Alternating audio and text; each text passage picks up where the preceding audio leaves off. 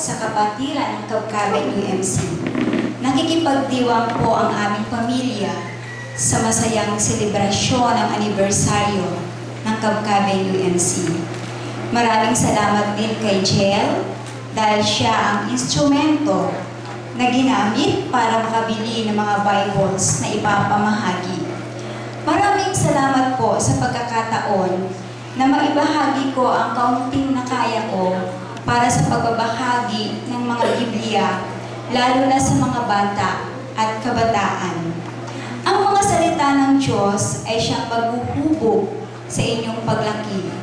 Sana po sa mga Bibliang ito, maalala ninyo someday na ang nag-share nito ay isa ring bata noon na galing sa malaking pamilya at pangarap na magkaroon ng sarili o personal niyang Biblia.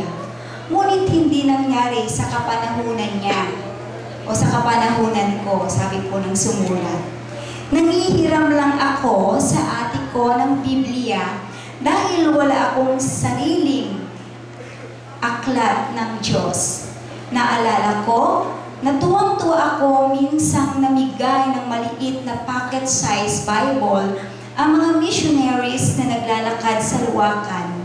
Kaya ako nagkaroon ng Biblia sa wakas.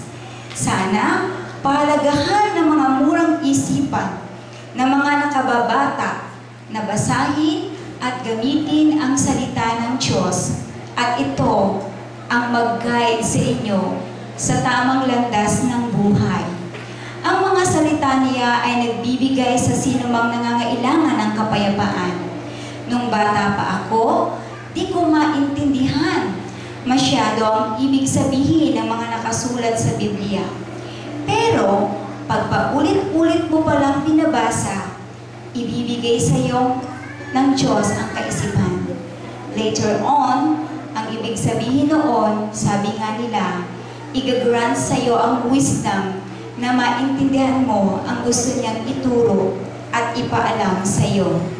Huwag kayong magwalang gana kung sa una, mahirap ninyong intindihin ang salita ng Diyos. Pero darating ang tamang panahon na pagdudugtong-dugtungin niya lahat ng kahulugan ng mga salita niya na nabasa ninyo sa buhay na ito. I pray that this book will serve a purpose in your life.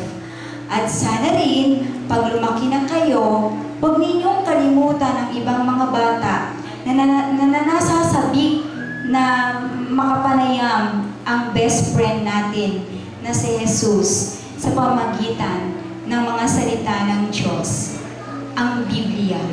In the future na mabless din kayo niya.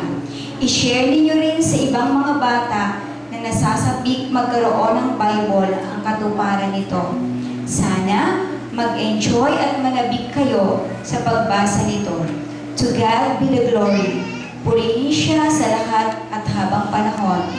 God bless to all always. At sana makaranas din kayo ng miracle sa buhay ninyo dahil sa inyong wagas na paniniwala at pagtitiwala sa Kanya sa pamamagitan ng Kanyang mga salita, ang Biblia. As my eldest sister, Ate Loida, reminds me, complete dependence to God and take every trials in your life as an opportunity to be blessed. Believe and you will see. Amen.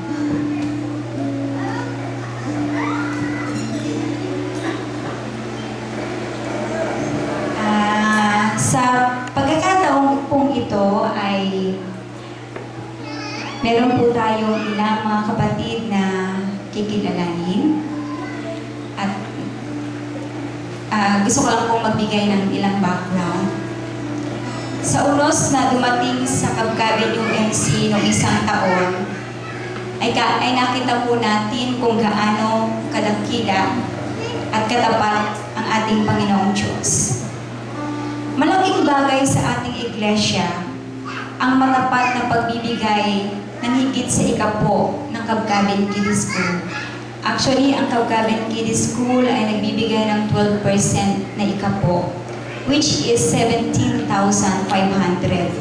sa church at nagsishare ito ng electric bill na 12,000. Subalit, last year po, buwan ng Setyembre, hindi na po ibinibigay ng sumakabilang bakod na registrar at treasurer ang ikapo sa ating iglesia, maging yung share sa electric bill. Sa kabila nito, ay hindi hinayaan ng Panginoong Diyos na ang mga gawain, pangangailangan ng iglesia ay hindi matugunan. Ginamit niya si Jel, manangkil na makahanap ng financial na tulong through Facebook. At hindi lang financial, maging sa prayers, ay katuwang natin. Marami tayong katuwang sa ating pinagdaanan last year. Salamat sa ating Panginoong Diyos na nagbahagi ng kanilang financial na tulong na kung saan ay nagamit natin sa mga gawain at pangangailangan ng ating iglesia.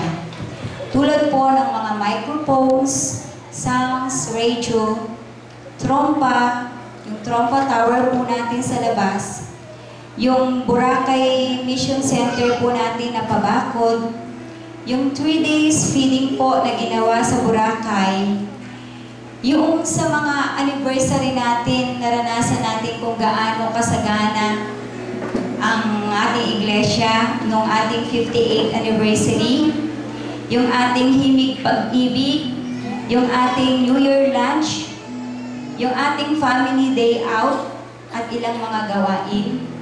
Hindi lamang po ang mga gawain dito sa ating local church, maging sa distrito, nagbigay din po sila ng mga pamerienda para ng agahan ng ating sunrise, at maging sa legal na pangangailangan ng ating iglesia at ng ating distrito, nakatugon din po sila. At ngayon po ay hindi natin hahayaan na lumipas ang araw na ito upang sila po ay kilalanin. Tunay po na kinasangkapan po sila ng Panginoon para po ang gawain ng ating iglesia ay magpatuloy. To God be the glory. Yung kapatid na Steve Granadosen po ay nagbigay sa atin mga inspiring books na gagamitin na ipapamigay din po. So, tinatawagan ko po ang ating pastor para basahin po yung text